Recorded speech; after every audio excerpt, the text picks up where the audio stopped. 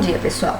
Continuando a aula passada, hoje a gente vai ver estudos de casos e análise de sensibilidade utilizando o Excel.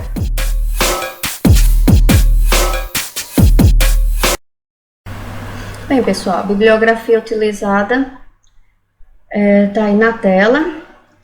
O restante foi uma planilha que eu mesma fiz para a gente prosseguir aqui com essa aula. Bem, então a gente vai ver como é que a gente habilita o Excel Solver, né? Eu vou tentar ver aqui se eu consigo localizar aqui alguns tipos, né, de Excel, dependendo do ano, né, da versão que você tem. E depois a gente vai ver como é que a gente resolve problemas. Então, o Solver, esse meu Excel, ele é um pouquinho mais avançado. Deixa eu dar uma passada aqui para ele.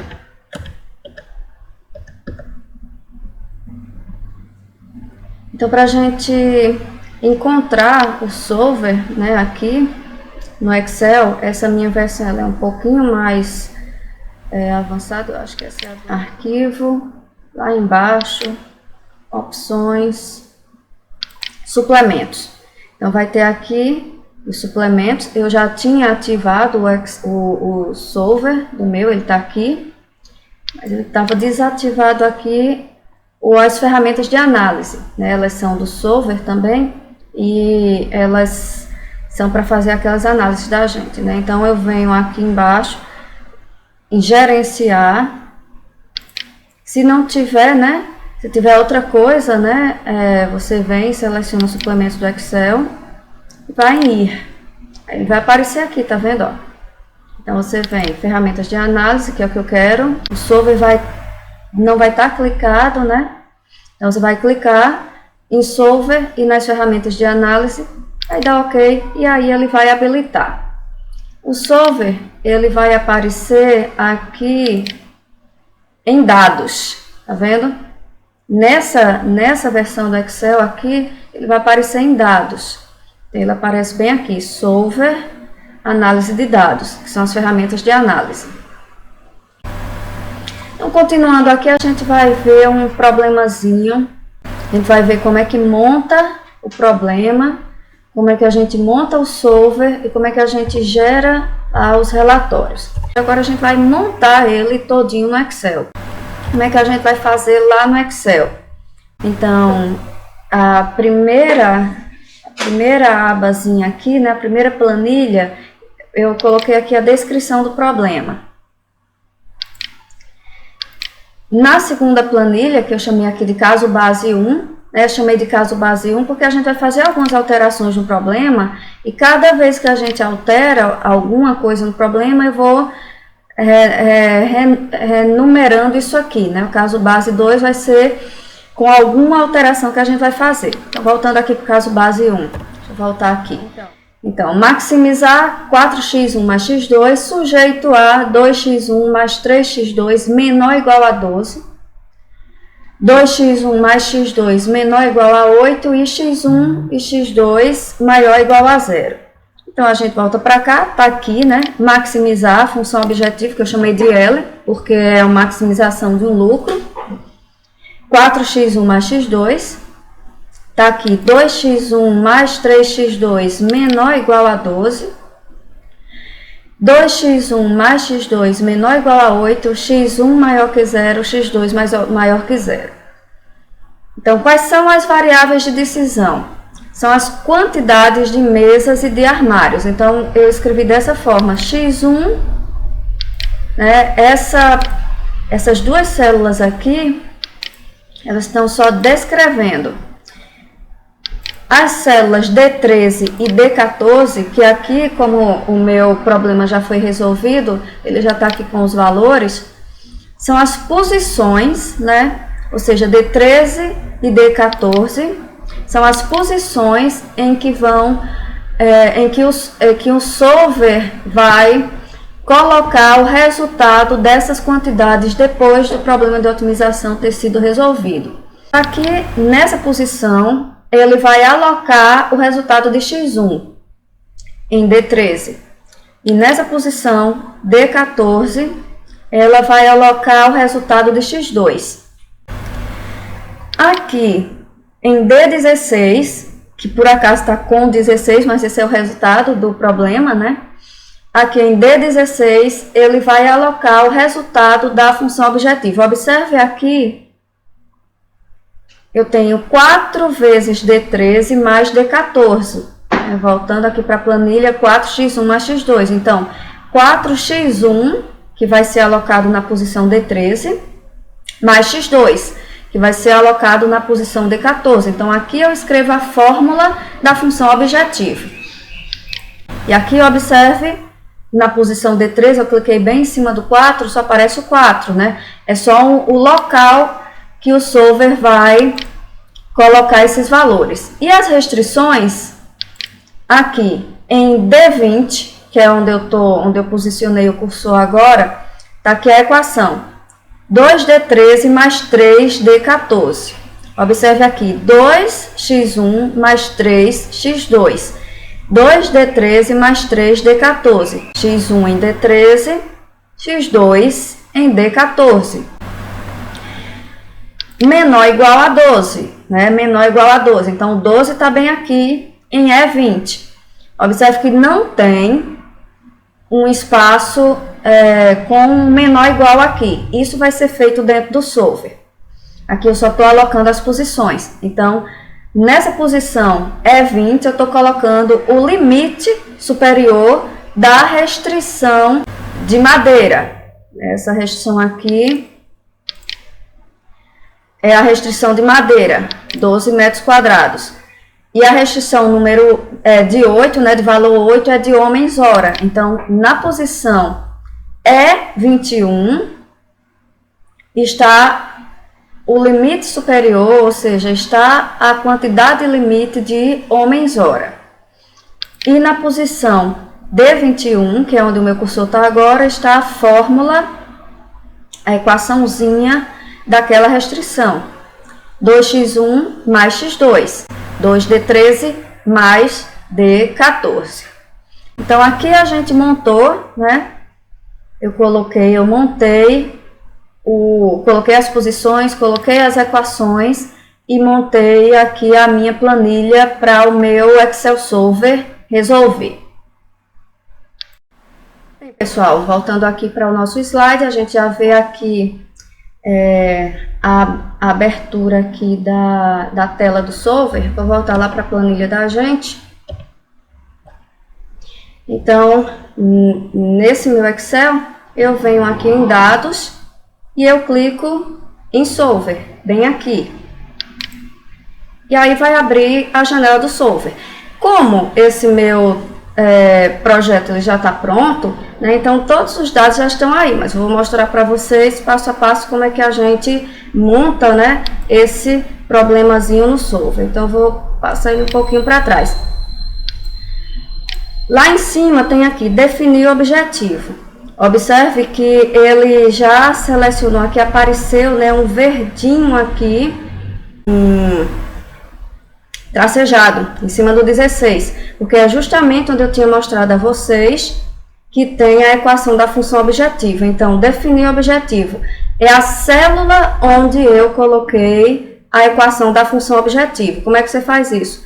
Clica na seta aqui do lado e procura ela.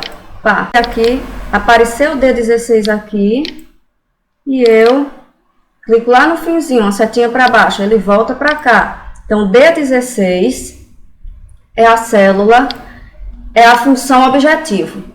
É aquela que ele vai maximizar. Então, a segunda linha aqui do Solver tem para, maximizar, minimizar ou valor de. No caso dos nossos problemas de otimização, a gente tem aqui um problema de maximização. O próximo passo é alterando as células variáveis. Então, aqui ela tem D13 e D14, que é justamente aquela localização que eu falei para vocês de onde vai ficar a resposta, né, de quanto vai ser a quantidade x1, que é a quantidade de mesas, e quanto vai ser a quantidade x2, que é a quantidade de armários. Então, como é que eu faço? De novo, setinha para cima. Elas já estão aqui, né? Eu vou apagar para a gente colocar. Então, eu posso selecionar as duas. Selecionei as duas, D13, 2 pontos, D14. Onde eu posicionei, né, a localização de x1 e x2. Então, clico de novo na setinha azul para baixo, bem aqui, e ele volta para lá dizendo quais são as células variáveis. E o importante aqui também, deixa eu colocar um pouquinho aqui para o lado, sujeito às restrições. Então, aqui embaixo não estava bem clarinho, então vou deixar aqui. Normalmente eu deixo de uma cor mais clara essas restrições de não negatividade, que são aquelas, né? x1 maior que 0, x2 maior que 0. Então, eu venho aqui e faço uma recorrência à localização de x1, que é D13. Então, D13 e D14, localização de x2. Então, x1 e o limite de x1, 0. x2 e o limite de x2, 0. Então, eu tenho aqui 4 restrições. Eu tenho as duas restrições, a de madeira e a de mão de obra, e tenho as duas restrições de não negatividade, e elas estão as 4 aqui. Voltando lá para o Solver. E aqui a gente vai começar a colocar as restrições. Então, eu tenho duas restrições de maior ou igual e duas restrições de menor ou igual. E como é que a gente vai acrescentar as restrições? Eu venho adicionar referência à célula. Vou pegar aqui e vou pegar as duas que vão ser do tipo menor ou igual. E elas vão ser do tipo menor ou igual. Olha aqui no quadrinho do meio, aparece menor ou igual, igual, maior ou igual, inteiro, binário. Então, elas duas são do tipo menor ou igual. E esse vetorzinho que vai ter lá, aquelas duas, D20 e D21, vai ser menor ou igual ao vetorzinho que vai ter o 12 e o 8. Então, eu dou um OK. E elas vieram para cá. Agora, a gente vai adicionar as restrições de não negatividade. Então, eu venho, seleciono aqui, referência de célula, 4 e 0, que é lá, x1, x2. Elas agora são do tipo maior ou igual, então eu seleciono maior ou igual no quadro do meio, e o 0, né? Que são essas restrições aqui, que é o 0, e o 0 é o vetorzinho aqui do 0, 0. E aí é só dar um OK, que vai voltar para lá. E os dois vetores, o vetor com as duas restrições do tipo menor ou igual e o vetor com as duas restrições do tipo maior ou igual, já estão aqui no quadrinho das restrições. Então, selecionar aqui, selecionar um método de solução. A gente tem 3 tipos de método, pelo menos nesse Excel, que é o GRG não linear, se eu não me engano isso é um tipo de gradiente, o LP simplex e evolucionário, que eu acredito que seja algum algoritmo genético. A gente precisa, né, às vezes ele vem por default nesse GRG não linear. Ele resolve, né, e provavelmente vai resolver a mesma coisa, só que somente a resolução pelo simplex é que permite que sejam criados os relatórios de sensibilidade. Então, você vai selecionar o LP simplex e vai mandar resolver. Ele tem solução, ele não está mal condicionado, então ele vai dizer que encontrou uma solução e você vai dizer manter a solução do solver. E aqui logo ao lado tem listinha de relatórios. Relatórios, resposta, sensibilidade e limites. Cada um que você clica, ele vai selecionando. Você pode pedir os 3, ou você pode pedir só o de sensibilidade. Vem aqui, seleciona, precisa selecionar. Então, quando eu dou um OK, ele resolve e gera o relatório de sensibilidade. Aqui, a minha planilha está aqui e o relatório de sensibilidade sempre é gerado antes da planilha, numa posição anterior. Para vocês, ele vai estar como relatório de sensibilidade 1 e ele vai ser criado antes do caso base. Então, ele veio buscar aqui, né, o nome, pela posição que eu selecionei, ele veio colocar aqui número de unidades de mesa, X1, número de unidades de armário, X2, madeira, mão de obra, não negatividade, ele veio buscar desses textos que eu coloquei aqui, tá vendo? Então, se você botar qualquer outra coisa aí, ele vai escrever o que você botou ali. Então, vamos olhar aqui. Ele mostrou o valor final, de solução, né? Ele mandou fabricar 4 unidades de mesa e nenhuma unidade de armário, a gente já tinha visto isso. Os coeficientes da função objetiva, 4 e 1, né? Que era R$4, né? 4 unidades monetárias de lucro por cada mesa vendida e 1 unidade monetária de lucro por cada armário vendido. Então, a gente tem aqui o custo reduzido, que é 0, e aqui a gente tem permitido reduzir e permitido aumentar. A gente vai ver já, a gente já viu na aula passada que seria isso, a gente vai ver já de novo. No segundo relatório, né, no segundo relatório aqui, a gente tem o preço sombra, e também tem permitido aumentar e permitido reduzir. Então, voltando aqui para o slide, vamos observar o preço sombra. Lembra da aula passada que eu tinha falado que o preço sombra é aquele valor que você está disposto a pagar pela disponibilização de mais uma unidade daquele recurso, né? Então, veja que madeira está com preço sombra 0.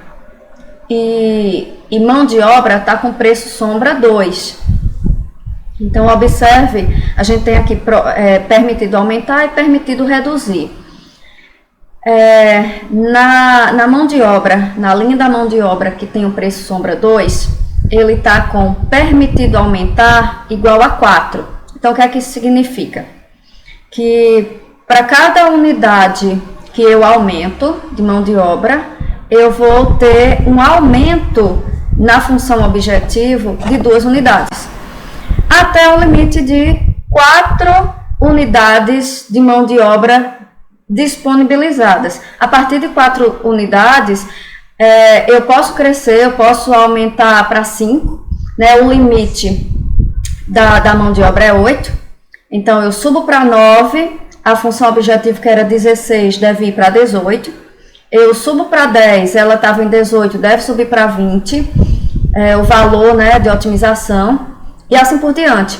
Depois que de 8 eu chego em 12 e eu tenho esse aumento proporcional na função objetivo, quando eu passo para 13, é esperado que não ocorra mais nada, né, que eu não tenha mais aumento na função objetivo. Então, vamos verificar isso aqui no exemplo. Então, eu subi para 9, continuando aqui, vou continuar aqui no slide. Então, vou aumentar a disponibilidade de mão de obra de 8 para 9 horas.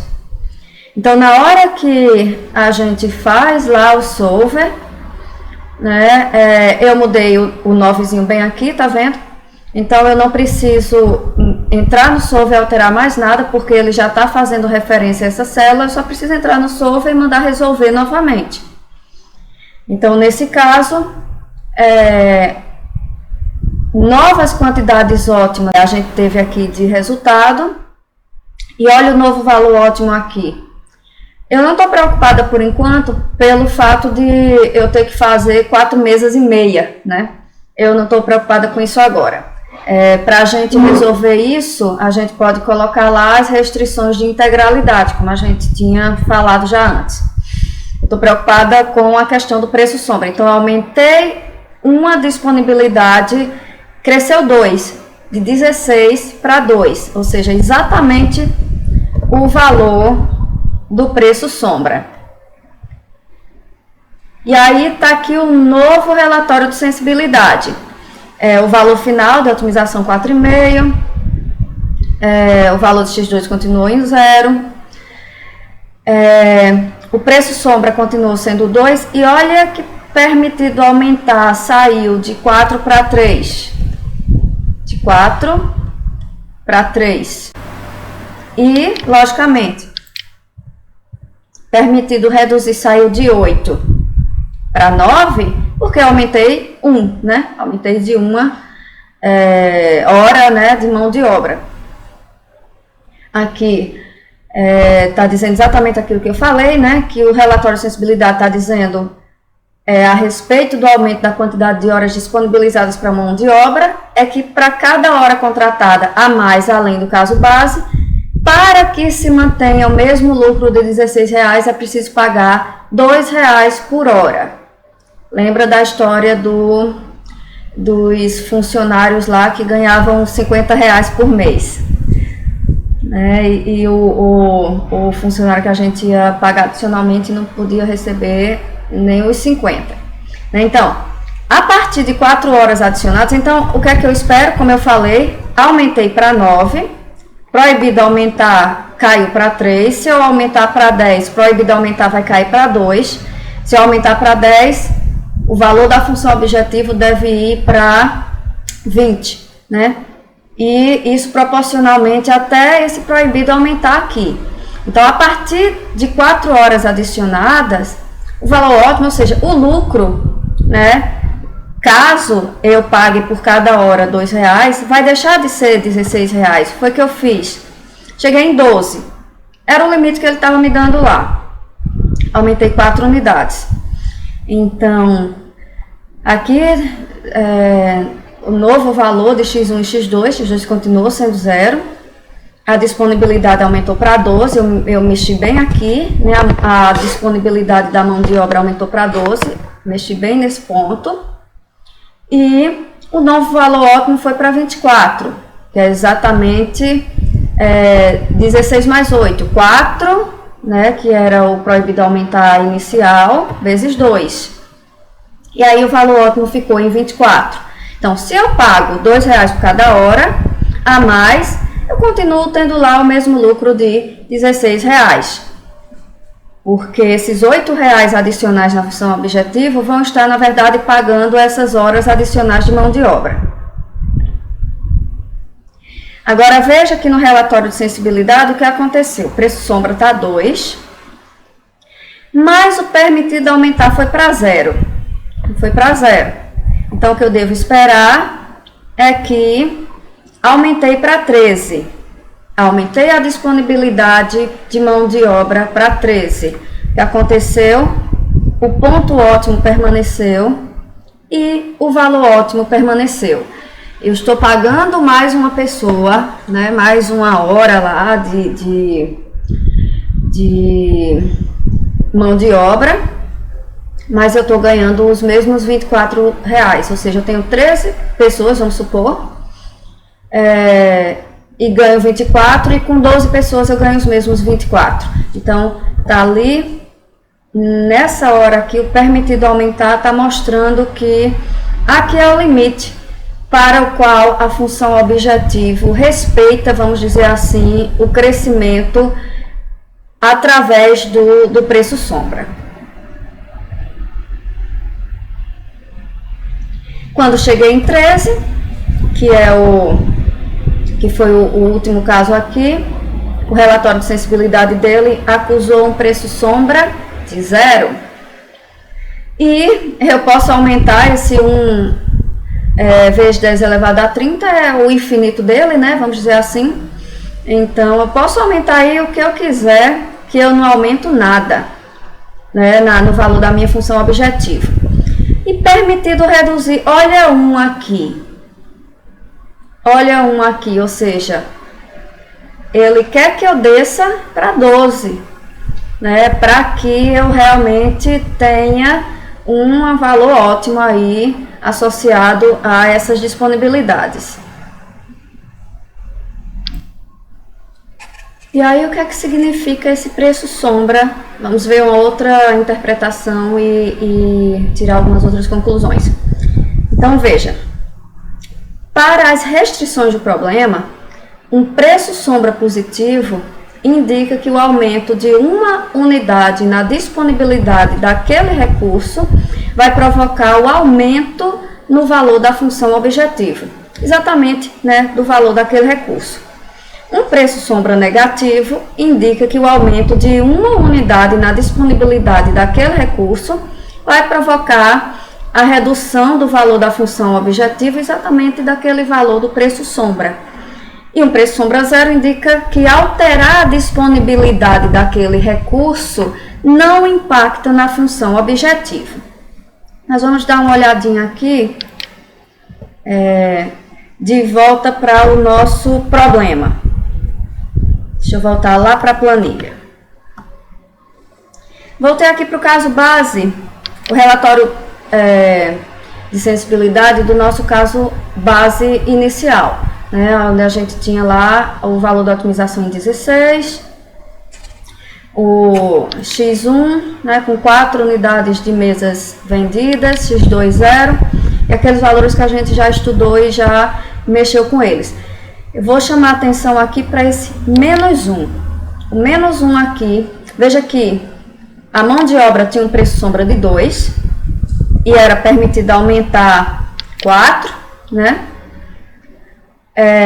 Para que aquele valor, para que a gente tivesse aumento, né, no valor da otimização, mas a gente tem aqui a restrição de não negatividade referente a x2, que é justamente a variável que não apareceu na solução, saiu como quantidade zero de armários a ser feito, com preço sombra de menos 1.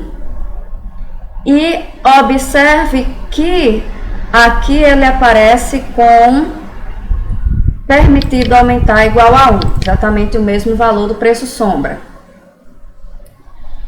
E aqui ele aparece com 2 no permitido aumentar. Vamos ver o relatório de sensibilidade, caso eu aumente, né, o coeficiente da função objetivo, né, referente a x2 era 1, ou seja, era uma unidade monetária de valor de lucro que se ganhava com a venda de um armário.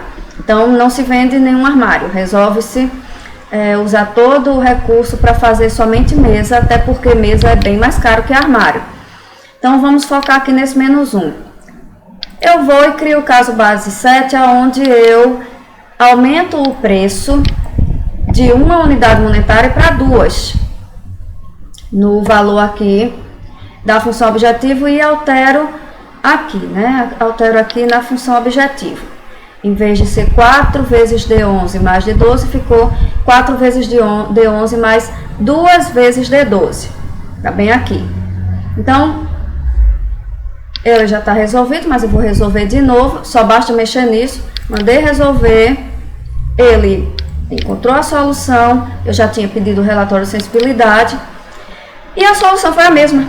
Não teve diferença nenhuma, né, na solução anterior. Ele se manteve. Nenhuma unidade de x2, 4 unidades de x1, valor da otimização igual a 16. Mas vamos comparar os relatórios de sensibilidade. Esse é o que a gente gerou agora com o coeficiente da função objetiva igual a 2 para ele. Então, o que é que mudou agora? O preço sombra passou a ser 0, tá vendo? E o permitido aumentar passou a ser 0. O que é que isso significa? Que no relatório anterior ele era menos 1, e eu podia aumentar um. O que era que significava? A mesma coisa que esse preço sombra aqui significa para a restrição da mão de obra. Para cada aumento, né, a cada 4 aumentos aqui no permitido aumentar da mão de obra, até 4 disponibilidades, eu mantinha o valor da otimização em 16, né? Por quê? Porque aumentava o valor da otimização em 2 para cada unidade disponibilizada, mas eu tinha que pagar esses mesmos R$2 de mão de obra para a pessoa que estava fazendo o serviço para mim. Então, o que eu continuava botando no bolso era 16. Então, a mesma coisa. Na restrição de não negatividade, ele está dizendo que eu posso aumentar em uma unidade ainda, ou seja, ele pode passar de R$1 para R$2, mas o meu valor da otimização não vai mudar. O que a gente viu aqui no caso base, né? Na resposta aqui do caso base. Eu aumentei para 2, mas o valor da otimização continuou o mesmo. O relatório de sensibilidade agora está dizendo o seguinte, que é permitido aumentar a 0. O que é que significa isso? Que se eu quiser manter o mesmo valor da otimização em 16, eu não posso aumentar mais nada. Então, o que foi que eu fiz? Eu aumentei para 3. Aumentei para 3 lá, aumentei para 3 aqui. E aí, né, a nova resposta subiu para 18. E o que foi que aconteceu agora? Eu vou fazer 3 unidades de mesas e 2 de armários. E vou ter um lucro de 18. E vamos ver o relatório de sensibilidade agora. Olha como mudou. O preço sombra da restrição de não negatividade X2 é 0. E agora eu estou com um permitido aumentar de 2 aqui, né? Estou com permitido aumentar de 2 bem aqui. O que significa aqui que se eu quiser manter o mesmo valor de otimização, ou seja, não aumenta mais, né? Tá 0, preço sombra é 0. Então, se eu aumentar mais um recurso de disponibilidade, o valor da otimização deve se manter até o máximo de 2. E aí eu devo procurar ter alguma diferença nisso quando eu passar de mais 2 unidades disponibilizadas. Então, se a gente for fazer esses testes, a gente vai passar o tempo inteiro, porque cada vez que a gente mexe numa coisa, muda outra. Então, veja que já mudou o preço sombra da mão de obra, ela já virou 1,5 e já diz que eu posso aumentar 4, né? Então, essa é a reflexão só que eu quero que vocês façam exatamente em relação a esses preços sombra. Eles dão exatamente a medida do quanto aquele recurso ele impacta, né, no valor da função objetivo. Se ele está limitando a função objetivo, e por isso eu posso ir aumentando ele, né, e esse valor, né, e aumentando eu melhoro o meu lucro, e esse preço sombra me dá exatamente qual é o custo, né, qual é o custo daquele recurso para mim. Ou seja, eu não posso pagar mais do que aquele valor, né, de preço sombra, senão eu vou estar diminuindo o meu lucro, né? Eu estou pagando mais do que aquele recurso realmente custa nesse processo aqui. Um outro problema que a gente vai analisar, pessoal, é o que eu chamei de Maximóveis. Ele é o seguinte: a companhia Maximóveis fabrica 2 tipos de produtos, cadeiras e mesas, bem parecido, né, com o outro. Cada cadeira vendida fornece uma contribuição para o lucro de R$8 e cada mesa contribui para o lucro em R$6, assumindo que tudo o que é fabricado é vendido. Então, cadeiras e mesas são processadas em 2 departamentos, montagem e acabamento, e as horas necessárias para a fabricação de cada modelo estão aqui, né, nessa tabelinha. Então, utilizando os dados contidos na tabela, formule um modelo de programação linear para determinar a produção diária de cada um dos modelos, né, cadeira e mesa, de modo a maximizar a receita da companhia. Então, o modelinho está aqui, não vou entrar em detalhes do modelo, a gente já sabe montar, né? Então, a função objetivo 8, né, ela está em reais, é o lucro. 8, que é quanto se ganha por cada unidade vendida, de X1, que é a cadeira, e 6 por mesa, né, X2, que seria a mesa. 4x1 mais 2x2 menor ou igual a 60 são as restrições da disponibilidade de horas de montagem. 4 horas para fazer x1, 2 horas para fazer x2, 60 horas total. Acabamento, né? E não negatividade. A solução desse PPL é x1 igual a 12 e x2 igual a 6. E o lucro total deu 132. Então, para montar isso no Excel, eu já montei de um jeito um pouquinho diferente. Aquela planilha do problema da marcenaria era um pouquinho mais antiga e eu depois resolvi mudar um pouquinho a formatação das minhas planilhas. Vou deixar as duas disponíveis para vocês também no Siga. Então, mais ou menos parecido, tá aqui a descrição do problema, né, o modelozinho dele, e tá aqui a planilha da forma como eu fiz. Então, as variáveis x1 e x2, que são cadeiras e mesas, aqui nessas células em amarelo estão aqui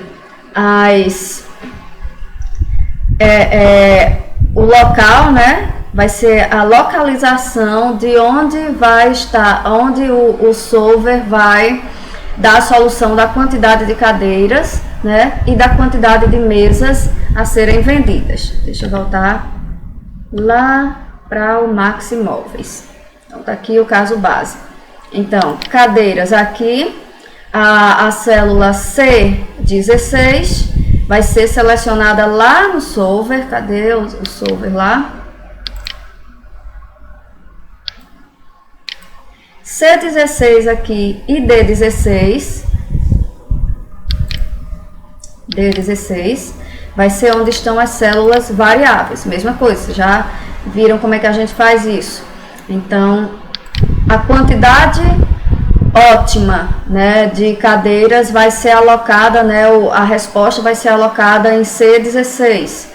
A quantidade ótima de mesas, a resposta vai ser alocada em D16. E aí eu coloquei em amarelinho aqui. 8 e 6 são os coeficientes da função objetivo. E aqui, tá aqui a equaçãozinha, né, da função objetivo. Por que eu fiz um pouquinho diferente aqui? Lá na outra planilha eu coloquei lá 2 vezes não sei o que, 4 vezes alguma coisa, justamente para a gente ter um pouco mais de liberdade de mexer no problema. Então, quando eu quero aumentar o valor de venda de mesa ou de cadeira, eu só preciso mexer aqui. Eu mudo de 6 para 2, de 6 para 10 e a função objetivo já muda automaticamente. Ficou mais rápido essa planilha dessa forma. E aqui as restrições, né? Aqui as posições onde a gente coloca os limites, as duas restrições do tipo menor igual, que são as de acabamento e montagem, as duas restrições do tipo maior igual. Vou explicar como foi que eu botei aqui as de não negatividade. Nessa coluna, tá vendo que x1 tá bem aqui? Então, essa coluna aqui, ele pegou, essa colunazinha aqui, ele tá pegando alguma coisa, restrições aqui tem. Então, essa coluna toda aqui, a coluna C, ela tá, são os coeficientes que estão multiplicando x1. E nessa coluna D aqui, são os coeficientes que estão vinculados a x2. Então, em horas de montagem, eu tenho 2x2, eu tenho 4x2. Então, 2 e 4. Então, x1, né? Não tem x2, então 0. E x2, eu tenho um x2 aqui. E aqui é onde estão as restrições. Então, veja que aqui onde tem esse 60, onde eu posicionei aqui o cursor, está a equação da restrição. 4, né, vezes 12, aqui, né, então, é C22 vezes C16, D22 vezes D16. Fiz a mesma coisa que eu fiz com a função objetivo. Eu deixei mais fácil alterar aqui esses coeficientes para a gente mexer nas disponibilidades ou até nos próprios coeficientes, sem alterar lá dentro, lá da expressãozinha. A gente só altera aqui. Aqui é a restrição de acabamento, tá aqui a equação dela. Aqui são as restrições de não negatividade, então eu estou fazendo uma ligação aqui igual a C16, que é onde vai aparecer x1, e aqui igual a D16, que é onde vai aparecer x2. E aqui os limites, 60, 48, 0 e 0. Então, o relatório deixa eu voltar para lá. Então, montamos, né? A gente já sabe montar o solver disso aí. Lá na primeira, tá aqui o solver dela. Selecionei o simplex, né? Montei as restrições, selecionei a célula onde está a função objetivo. É um problema de maximização. As células variáveis, C16, D16 e as restrições. Selecionei o simplex. E aqui eu selecionei os 3 relatórios, resposta, sensibilidade e limites, para a gente ver. O mais importante para a gente realmente é o de sensibilidade, mas os outros 2, eles também dão algumas informações. Então, o relatório de sensibilidade a gente já conhece. Eu coloquei aqui, isso não vem, né, no software, essa partezinha aqui fui eu que escrevi, para a gente ter uma ideia aqui dessa análise. Então, olha só, analisando as horas de montagem. Então, horas de montagem está bem aqui, nessa linha aqui, ela tinha um limite de 60, não é isso? Ela tinha um limite de 60. Essa restrição aqui, essa primeira restrição 4x1 mais 2x2 menor ou igual a 60. Então, olha que o preço sombra dela é 1,66667. É o preço sombra dela. Que quer dizer, se eu aumentar para 61, quanto foi o valor da otimização? O valor da otimização tinha sido 132. Então, aumentei de 60 para 61. A disponibilidade, ele deve ir para 133,66667, se essa minha conta de cabeça estiver certa. Não é isso? Ou seja,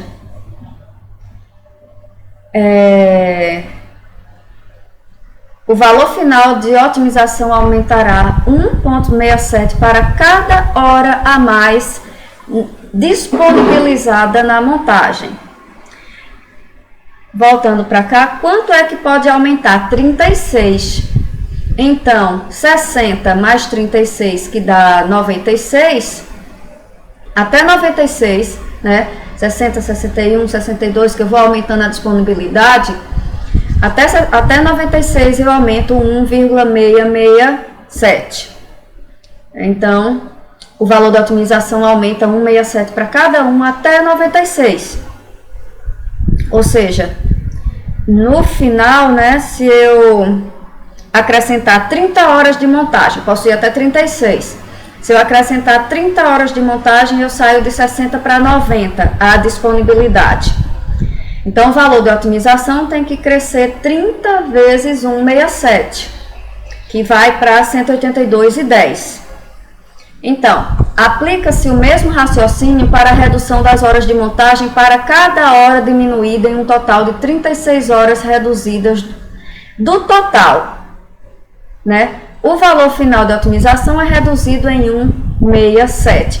Olha o permitido reduzir aqui, tá vendo? Que é 36. A gente não tinha explorado ainda o permitido reduzir, né? No problema anterior. A gente explorou o permitido aumentar, mas o permitido reduzir, ele é o dual, né? Ele é o dual do permitido aumentar. Então, se eu saio de 60 para 59, então eu reduzo de 1,67 o meu valor de otimização, que era 132, então deve ir para... Ai, agora a minha conta de cabeça não vai bater, eu sou péssima em conta de cabeça. 130, sei lá, 33, alguma coisa assim, né? Então, e essa redução, né, fixa de 1,67 por diminuição de disponibilidade, ela se mantém reduzindo nessa mesma proporção fixa até 36 unidades que eu reduzo, né? Então, se eu sair, se eu tirar mais 36 horas, eu vou reduzindo 1,67. Se eu tirar 37 horas, eu tenho que esperar outra coisa. Eu não tenho mais como esperar que se reduza a 1,667. Caso seja aumentada ou diminuída uma quantidade de horas diferente das estabelecidas nos campos permitido aumentar e permitido reduzir, o preço sombra será diferente de 1,67 e não será possível fazer uma previsão do valor final de otimização sem realizar uma nova execução do programa com as alterações desejadas. Esse ponto aqui é bem interessante, por quê? Porque eu não preciso ir lá no solver toda hora, né, voltar para cá para o meu problema e aumentar 60 para 61, 60 para 62, 60 para 59 e rodar o solver de novo para saber quanto vai dar, né? Eu sei que vai ser nessa proporção de 1,67. Um outro relatóriozinho que a gente tem, que a gente não tinha explorado ainda, é o relatório de resposta. A gente não tinha marcado, mas ele vai ter essa carinha aí, tá vendo? Ele vai dizer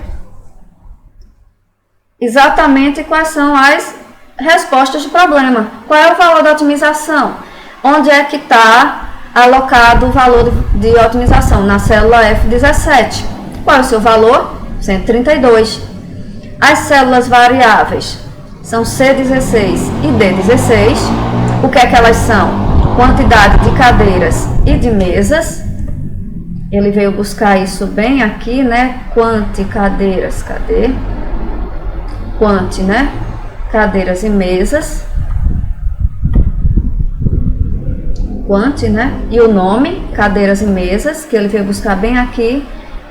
Primeiro nomezinho tá aqui e o segundo nomezinho tá aqui.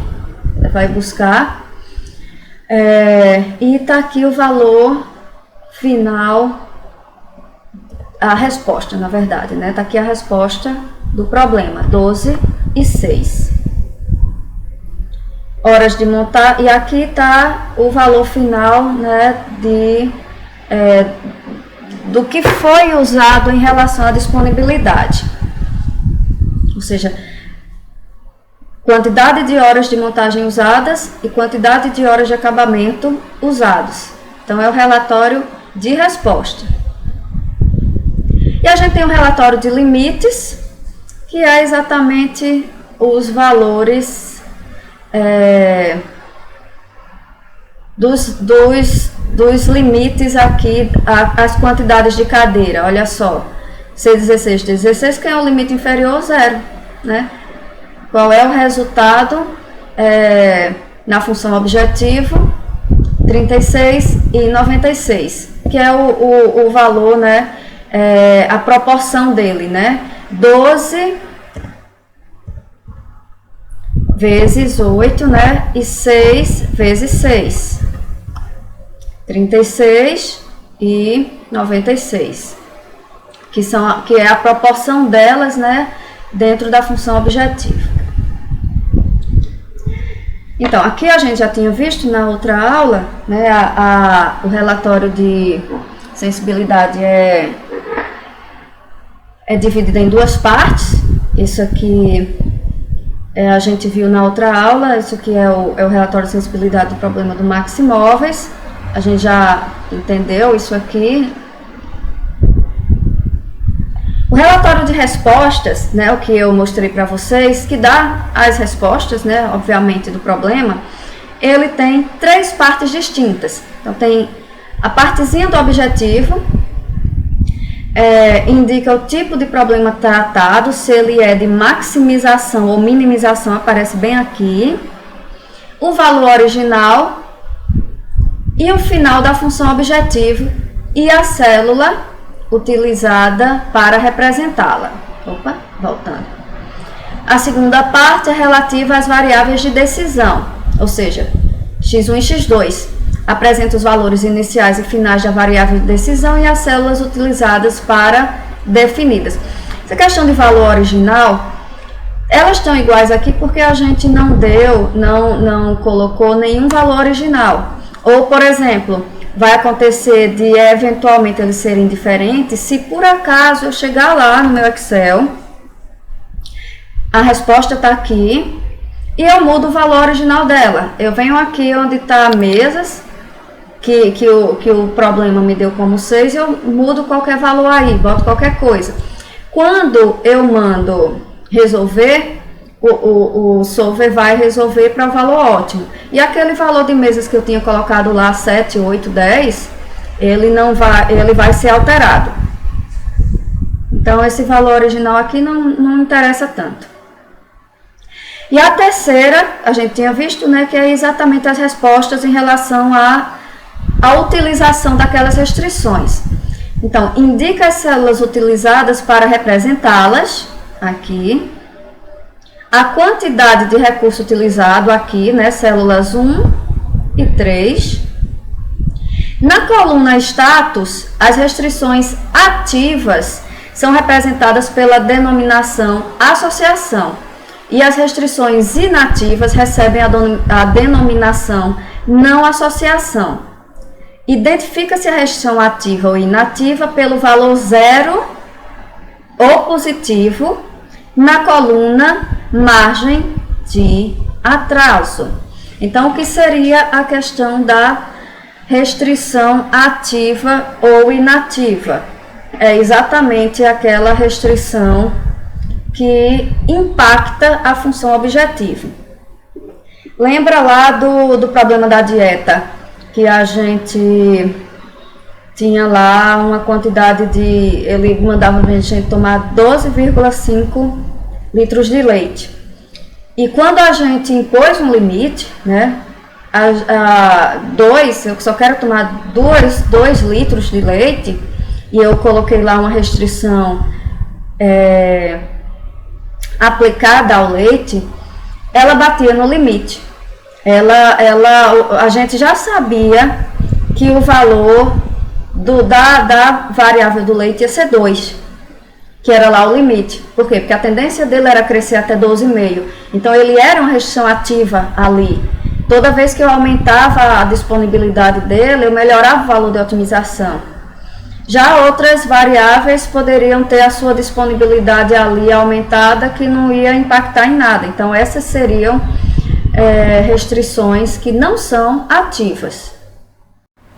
E, por fim, o relatório de limites, ele possui duas partes, né? A primeira parte apresenta o valor final da otimização, está aqui o valor da célula, está aqui o valor de otimização, e a segunda parte indica que valor a função objetiva assumirá caso uma variável assuma um dos valores de limite. Então, ele dá os limites mínimo e máximo das variáveis, e que valor a função objetiva assume caso uma delas alcance aquele limite. Você só pode testar mantendo a outra invariável. Então, o resultado final foi 12,6 para cadeiras e mesas.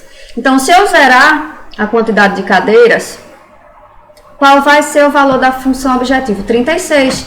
Por quê? Porque é 6 cadeiras vezes R$6, né? Já se eu zerar a quantidade de mesas aqui, 6 mesas, né? Vezes R$6, dá 36. Porque eu zerei o 12 vezes 8, que é 12 cadeiras vezes R$8. Já se eu zerar as mesas, mas mantiver as 12 cadeiras, então a função objetivo vai ser 96, né? Visto que serão 8 vezes 12. R$8 vezes 12 cadeiras para 0 mesas. Então, 36 mais 96 dá lá os 132. E aqui, caso assuma-se os limites superiores, né? Que é 12,6, que foi o valor de otimização. Então, logicamente, o valor foi 132.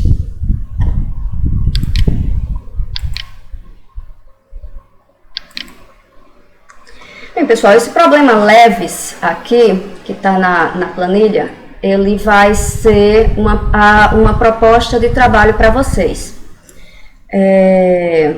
Essa planilha ela está indicada aí, eu não vou passar essa planilha para vocês, eu indiquei somente uma carinha para ela.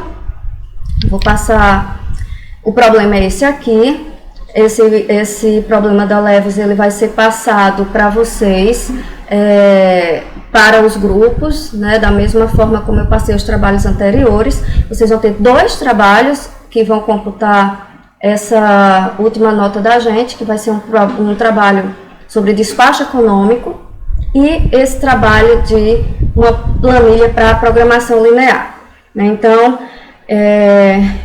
a próxima videoaula vai ser a de despacho econômico, que eu vou passar também dados do trabalho. Posteriormente, vou estar passando esses trabalhos para vocês. Esses trabalhos vão ser os trabalhos dos grupos. Então, pessoal, espero que tenham conseguido compreender.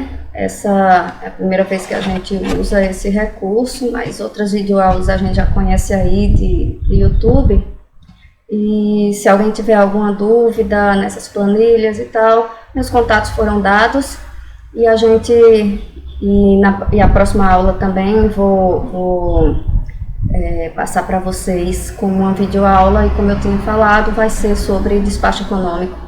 E eu vou estar dando aí também as instruções, tanto para o trabalho dessa aula, que vai ser o da empresa Leves, né, uma planilha para vocês resolverem uma programação linear, como depois do despacho econômico, a gente fazer aí um programa em MATLAB para resolver um problema de despacho.